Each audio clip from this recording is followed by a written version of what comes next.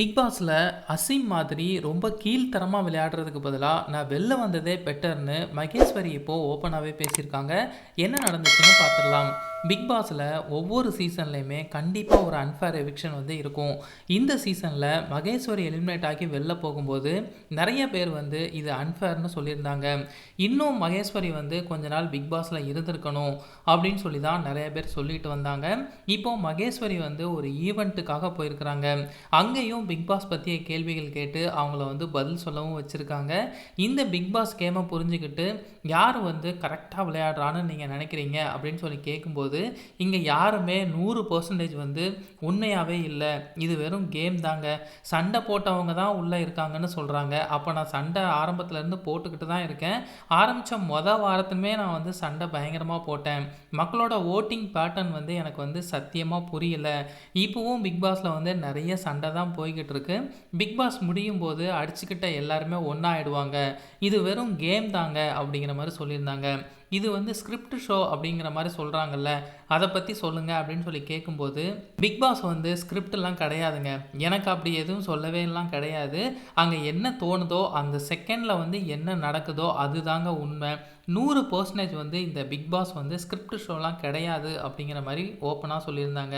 Big பாஸில் நீங்கள் உண்மையாகவே சமைக்கிறீங்களா, இல்லை எல்லாமே தயார் பண்ணி வெளியிலேருந்து உங்களுக்கு உள்ளே அனுப்புகிறாங்களா அப்படின்னு சொல்லி கேட்கும்போது, வெளியில இருந்துலாம் வரவே வராது, நாங்களே தான் சமைக்கிறது. அதனால தான் குக்கிங் டீமில் வந்து 5 பேர் வந்து இருப்போம். ஒருத்தங்க சமைக்கிறது ஒருத்தங்களுக்கு பிடிக்கும், ஒருத்தங்களுக்கு பிடிக்காது. அதனால தான் பாதி சண்டை அங்கே வரும். இது வந்து ஒரு கேம் ஷோ தான். இந்த பிக் பாஸ் ஆரம்பித்த அந்த 3 நாள் வந்து நாங்கள் கஞ்சி தாங்க குடித்தோம் அப்படின்னு சொல்லியிருந்தாங்க. ஒவ்வொரு சீசன்லையுமே லவ்லாம் வருது, வெளியில் வந்ததுக்கப்புறம் பிரிஞ்சிடுறாங்களே அது எப்படி அப்படின்னு சொல்லி கேட்கும்போது, இந்த சீசனில் அந்த மாதிரிலாம் யாருமே கிடையாது.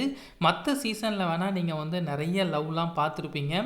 ஆனால் இந்த சீசனில் எல்லாருமே கேமில் வந்து அதிக கவனம் வந்து செலுத்துகிறாங்க. டாஸ்க்கை வந்து ஒரு வேளை கம்மி பண்ணாங்க அப்படின்னா இந்த சீசன்லேயும் கண்டிப்பாக நீங்கள் லவ் ஏதாச்சும் பார்த்துருக்கலாம் அப்படிங்கிற மாதிரி சொல்லியிருந்தாங்க. ஏன் இவ்வளவு சீக்கிரமாக நீங்கள் எலிமினேட் ஆனீங்க அப்படின்னு சொல்லி கேட்கும்போது, மக்கள் வந்து எனக்கு ஓட்டு போடலை அப்படிங்கிற மாதிரி சொன்னாங்க. ஆனால் எனக்கு வந்து எதுவுமே தெரியல. என்னை பொறுத்த வரைக்கும் கரெக்டாக இருக்கணும், மக்களுக்கு பிடிச்ச மாதிரி இருக்கணும்னா அசீம் மாதிரி இருக்கிறதுக்கு பதிலாக நான் வெளில வர்றதே பெட்டர்னு நினைக்கிறேன். மசாலா படம் மாதிரி ஒருத்தரை தூக்கி வச்சுட்டு அவருக்கு ஓட்டிங் அதிகமாக போகுதுன்னு யாரை வேணால் எப்படி வேணால் கீழ்த்தரமாக பேசலாம். அப்படி தான் அந்த ஷோவில் இருக்கணும் அப்படின்னா என்ன மாதிரி ஆட்களுக்கு அது செட்டே ஆகாது. இதுக்கு நான் வெளியில் வந்ததே ரொம்பவே பெட்டர்னு நினைக்கிறேன். கார்னர் பண்ணுறதை பற்றி கேட்கும்போது, கண்டிப்பாக கார்னர் பண்ணுறது இருக்க வேண்டிய ஒரு விஷயந்தான். ஏன்னா அந்த கேமே பார்த்தீங்க அப்படின்னா ஒருத்தரை பார்த்து ஒருத்தர் குறை சொல்லிக்கிட்டே இருக்கணும். இவங்க நம்மளை விட மேலே இருக்காங்க, இவங்க கீழே இருக்காங்க அப்படின்னு சொல்லி காமிச்சிக்கிட்டே இருந்தால் தான் இந்த பிக் பாஸ் வீட்டில் ரொம்ப நாள் வந்து இருக்க முடியும் அப்படிங்கிறத சொல்லியிருந்தாங்க. இந்த பிக் பாஸ் வீட்டில் என்னை வந்து முந்தைய சீசனில் அதிகமாக சண்டை போடுறவங்களோடைய கம்பேர் பண்ணுறாங்க. அப்படிலாம் கிடையவே கிடையாதுங்க.